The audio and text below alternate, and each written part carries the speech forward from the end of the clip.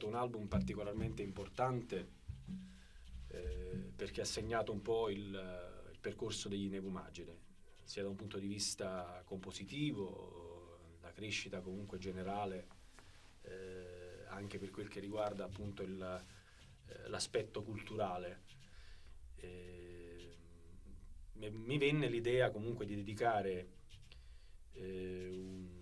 non un album ma qualche brano all'Inferno di Dante, quindi praticamente sentivo anche un po' la responsabilità, non ero pronto, c'era l'idea sì, ma una cosa è l'idea, e dall'idea alla concretizzarla è chiaro che c'è un lavoro importante da fare. È stato un album che ha avuto una lunga gestazione. Tuttavia sono stati pubblicati 2 EP che sono Limbus Anime e Fugit in Solitudine, che è stato un vero e proprio apripista, quindi pensai proprio o la va o la spacca, insomma. Era il momento comunque di entrare in studio e fare quello che dovevamo fare, insomma, pubblicare un nuovo album. L'incontro con Claudio è stato molto casuale e vedendolo suonare pensai questa persona è veramente adatta, era molto potente, molta doppia cassa, era molto concreto, diciamo. Ci ha detto tutto lui.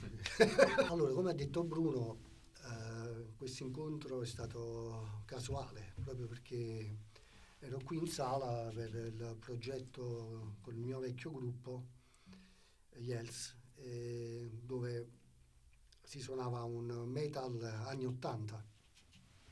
Quindi quando Bruno mi ha proposto di prendere parte a questo progetto, per me è stato, come dire, un invito interessante al quale non potevo anche rinunciare. In effetti per me è stata pure una sfida sostanzialmente, perché il genere è completamente diverso, nuove sonorità, quindi io che venivo dal metal degli anni 80 piaceva pure confrontarmi con questo genere completamente diverso, in quanto l'album è stato molto impegnativo, devo dire. Adeguarsi a un tipo di genere completamente diverso, però penso di essermi adattato abbastanza bene. Claudio è stato un batterista, forse uno dei migliori che ho avuto, si è adattato ma ha anche fatto suo il genere, è entrato a far parte di un contesto nuovo, sì, ma vedevo che era molto interessato a conoscere questo nuovo percorso, si è ambientato molto molto bene, questo devo dire. E poi Canto 3 è stata comunque una bellissima esperienza, insomma. Diciamo che il lavoro c'è stato, tantissimo lavoro, nonostante ci fossero state delle preproduzioni, degli EP, dal punto di vista compositivo si era fatto un po', come dire, un notevole salto di qualità. I brani erano più articolati e c'è stata una evidente evoluzione. Come la vedi tu l'esperienza in studio, insomma?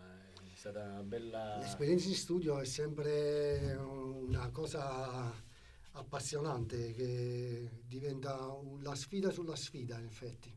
Quindi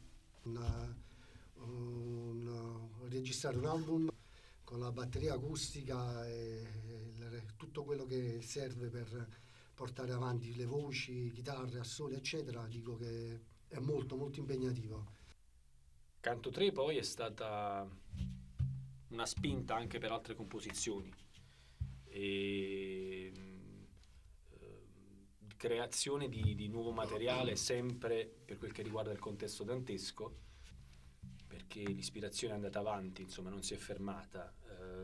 I nuovi brani che sono appunto poi si sono trasformati in un nuovo album.